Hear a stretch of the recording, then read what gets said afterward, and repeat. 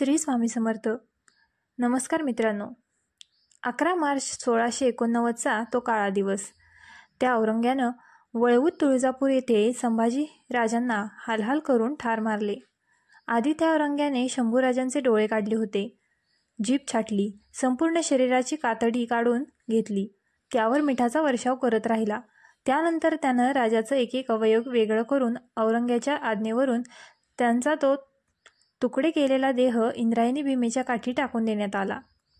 आत्तापर्यंत राजांचं शौर्य आणि धैर्य पाहणारी ती इंद्रायणी भीमानं देखील आज राजांचा तो तुकडे झालेला देह आपल्या सामावलेला पाहून जणू रडत होती. ते विखुरलेले तुकडे पाहून तिचंही हृदय जणू तुटत होतं. राजाचं ते शौर्याने भरलेलं रक्त आज तिच्या पाण्यात मिसळत होतं. त्या रक्ताची अंगार इतकी होती की त्यामुळे भीमा इंद्रायणीचं पाणी देखील थरारत होतं.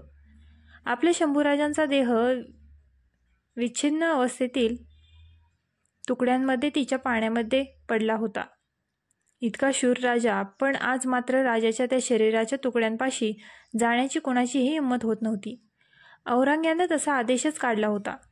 त्यानं फरमान सोडलं होतं की कोणी जर का शंभूराजांच्या शरीराला हात लावला तर त्याचे देखील तेच हाल होतील जे राजांचे झाले. औरंग्यानं दिलेल्या धमकीमुळे आजूबाजूच्या गावातील वाड्यांवरील लोक देखील त्या इंद्रायणीच्या काठी जायला थरथरत होते. रात्रभर ते शरीराचे तुकडे तिथेच पाण्यात तसेच पडून होते. आपल्या शूरवीर राजाची अशी अवस्था पाहून जणू सृष्टी देखील रडू पाहत होती. अरे, ज्या राजाने तुमच्यासाठी आपलं जीवदान केलं त्यांच्यासाठी पुढे व्हा, असं जणू आव्हान करत होती. पण लोक मात्र भीतीने आपापल्या घरात लपून बसले होते. पाहता पाहता सकाळ झाली. रात्रीचा तो गुडूप अंधार जाऊन सूर्याची सोनेरी किरणे सर्वत्र पसरू लागली. त्या गावात राहणारी जनाबाई ही परटिणीचं काम करत होती. ती पाटलाच्या घरी कपडे धुवायचे काम करत असे. नेहमीप्रमाणे त्या दिवशी देखील ती पाटलाच्या घरचे कपडे घेऊन नदीच्या काठी कपडे धुण्यासाठी आली. जेव्हा ती धुणं धुवायला बसली तेव्हा तिला ते रक्तानं माखलेले तुकडे काठी पडलेले दिसले. तिला प्रथमतः कळलंच नाही की ते तुकडे म्हणजे आपल्या शूरवीर राजाचे आहेत. तिला असं वाटलं की एखाद्या मेंढराचे तुकडे तिथे पडलेले आहेत, कारण तिथे तिने जवळ जाऊन पाहिलं नव्हतं. कपडे धुत असताना एक आतडं तिच्या हाती आलं. तेव्हा तिने ओरडून म्हटलं की माणसानं साऱ्या लाजा सोडल्या, आता अशी आतडं देखील पाण्यामध्ये सोडायला लागली. तेव्हा तिने जवळच असलेला मेंढपाळ म्हणला की हे आतडे आपल्या शिवछत्रपती शिवरायांच्या मुलाचे म्हणजे संभाजीराजांचे आहेत. काल औरंग्यानं राजाचे तुकडे करून या पाण्यात फेकले. तू तिथे जाऊ नकोस, नाहीतर औरंग्याची लोक येतील आणि तुला पकडून नेतील. त्या औरंग्याच्या भीतीमुळे सारे लोक आज घरात दडून बसले आहेत. तू देखील घरी निघून जा. आपल्या संभाजीराजांच्या शरीराचे तुकडे हे ऐकल्याबरोबर तिच्या डोळ्यातून घळघळा पाणी वाहू लागले. तशीच उठली आणि गावाकडे पळाली. ती दामाजी पाटलाच्या वाड्यात आली. आता सर्वत्र शंभूराजांच्या मृत्यूची बातमी पसरली होती.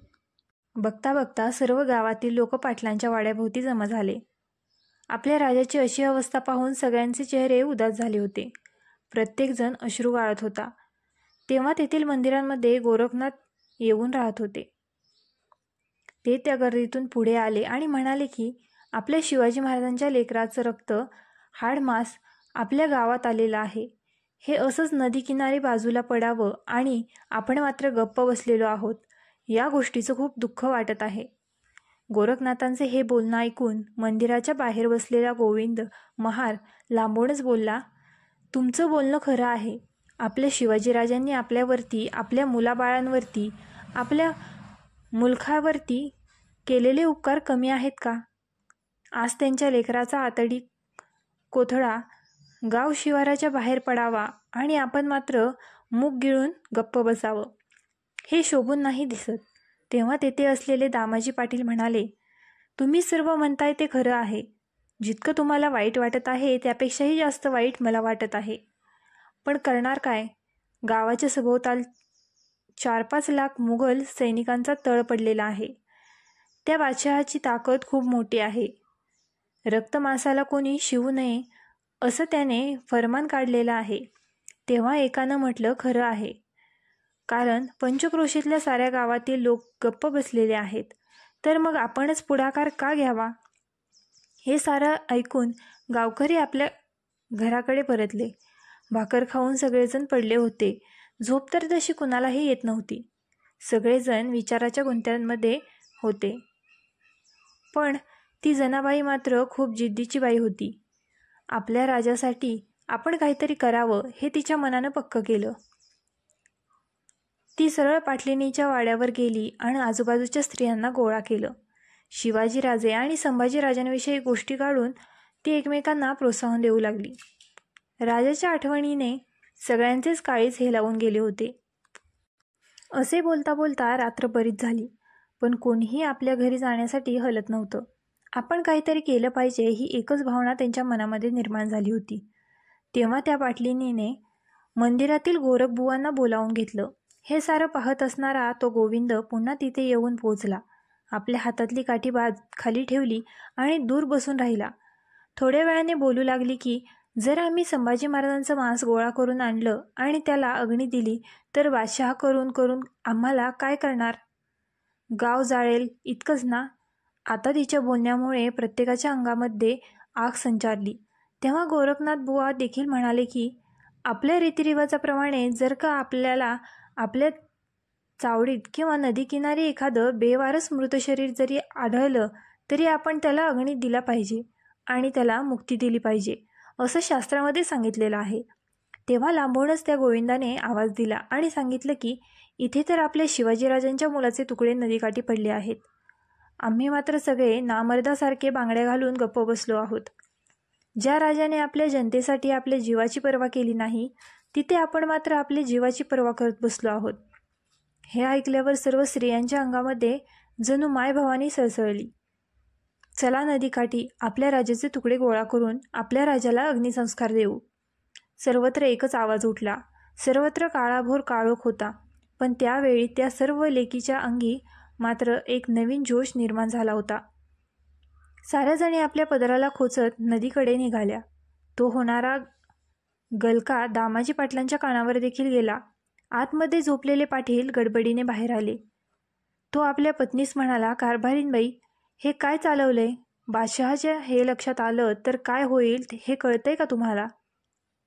तेव्हा पाटलीन म्हणाली, माझ्या शिवाजीराजाच्या लेकराचं मांस घारी गिदडांना देण्यापरीस ते आपण आपलं आणलं तर काय वाईट? असा गाव आणि असा जुलूम हवा कशाला?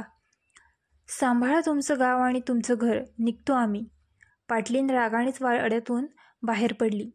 तिच्याबरोबरच जनाबाई आणि त्या वडू गावातील सर्व स्त्री शक्ती देखील झपाट्याने बाहेर पडली. त्यांची पावलं नदीच्या दिशेने झपाझप पडू लागली.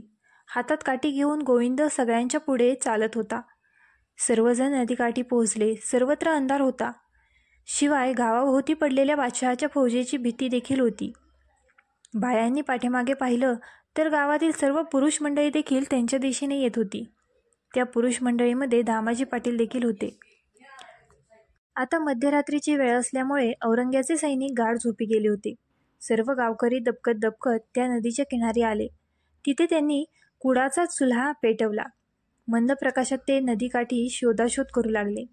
राजांचे कान, बोटे, हाताचा तुकडा असे एक एक अवयव सापडू लागले. गावकऱ्यांनी आपले डोक्याचे पागोटे सोडले आणि त्यामध्ये राजाचे येथील मांसाचे तुकडे, शरीराचे अवयव गोळा केले. त्या अंधारातच ते मांसाचे तुकडे घेऊन गावकरी गावात परतले. काही जणांनी आपापल्या घराकडे धाव घेतली आणि कुणी शेणकोट आणलं, कुणी लाकूड फाटा आणला. दहनाची सर्व तयारी झाली, पण तेव्हा मात्र सर्वांना एक प्रश्न पडला. राजाची चिता रचायची कोणाच्या जागेत?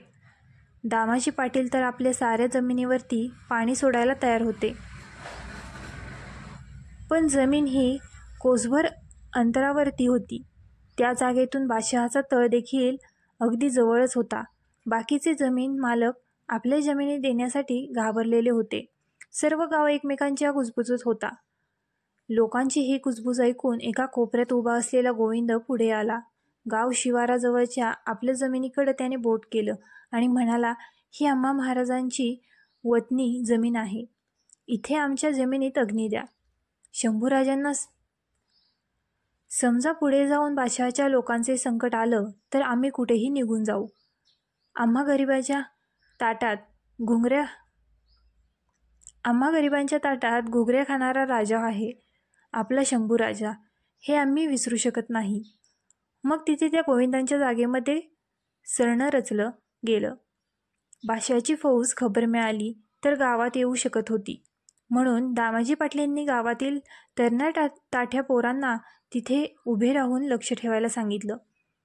अचानक वैरी जर का आक्रमण करायला आले तर त्यांना वेशीच्या बाहेरच अडवा. गोपनीयतेतल्या दगडाने प्राण गेले तरी चालतील, पण अग्निसंस्कारांमध्ये अडथळा येता कामा नये असं फरमानं दिलं. गोरखनाथ बुवांनी बेलपत्र आणि तुळशीपत्र वाहिले. शंभूराजांच्या चेतेला अग्नी दिला गेला. आग धडाधडा पेटू लागली. त्या ज्वाळा त्या काळाकुट्ट आसमानाला भेजू लागल्या. सगळे गावकरी ढसाढसा रडत होते. स्त्रिया धाय मोकलून रडत होत्या. लोक गुरासारखे हंबरडा फोडत होते. अरे रायगडाच्या राजेश्वरा, कुठून कुठे आलास रे पाखरा, अरे शंभूराजा, अरे शंभूराजा. सर्वांच्या डोळ्यातून अश्रूच्या धारा वाहत होत्या. तांबडं फुटायच्या आधीच चिता बुजवली गेली. शंभूराजांची ती गरम रक्षा घेऊन सर्व गावकरी पुन्हा नदीच्या काठी धावले.